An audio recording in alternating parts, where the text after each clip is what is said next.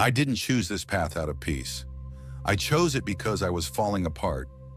Love broke me, not because she left, but because I stayed in the memory far too long. You ever feel that? Like you're scrolling through a conversation that ended months ago, but your heart still thinks it's mid-sentence?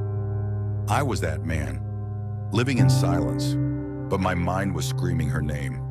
So I left everything, not to run away, but to learn how to let go without hating and forget without pretending I never loved. What I discovered in that silence is what I'll share with you today. Let's begin with a question so many ask in silence. Should I delete her number? Here's the truth. Keeping a number for closure is often just keeping the door cracked open so your pain has a reason to visit again. If you're checking her profile picture, rereading old messages, hoping for one more text, you're not healing, you're hovering. So ask yourself, is her number a connection to love or a leash to your past? Delete it, not out of hate, but because peace needs space to grow. Should I still visit her? Maybe you still hang out. You laugh. It feels like old times sometimes. But then after the whole fun, you walk away emptier than before. Let me say this gently. If submitting yourself to them will cost you your clarity and your peace of mind, you're not spending time with them. You're sacrificing yourself. Even monks step back from what disturbs their balance, not out of bitterness, but out of self-respect. If the visits bring pain more than peace, don't call it love.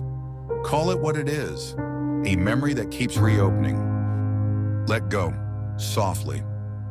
Now the question most won't say out loud, is it healthy to still go on dates with her? If you're using casual moments to keep hope alive in your heart, while she's already moved on in hers, you're not dating, you're holding your own heart hostage. If she sees it as closure and you see it as a beginning, you're walking toward a cliff while calling it a bridge. Stop. Protect your peace.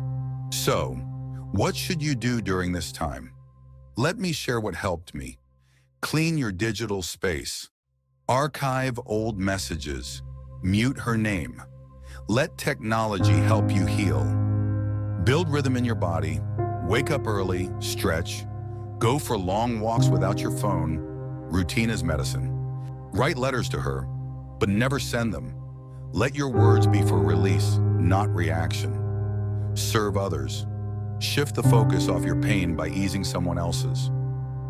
And every day, sit in silence, not to forget her, but to remember yourself. Now the big question, should I start dating someone else? Only if you're no longer bleeding. Only if your heart is not looking for distraction or escape.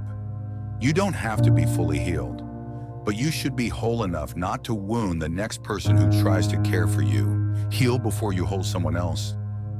And when you're ready to love again in this chaotic world, don't fall fast, fall consciously. Fall in love with someone's presence, not just their personality, with their values, not just their voice. Fall for the way they carry peace, not just the way they spark excitement. Don't lose yourself trying to belong to someone else. You are already a whole, and the right person will never require you to shrink to fit their love. You are an entity in your own right, not a shadow of someone's affection. So how do you delete the feelings? You don't delete love by denying it. You delete it by outgrowing the version of yourself that needed it to survive. Forgive them, forgive yourself, and let go without needing applause, permission, or drama. If the memory returns, smile and say, I remember, but I no longer react. You're not deleting love, you're reclaiming peace, and that is enough. And may you find the courage to love yourself as you are. Breathe, then gently press like to honor that shift. And if you wish to keep learning how to live lighter, walk with me, subscribe, and let's keep growing together.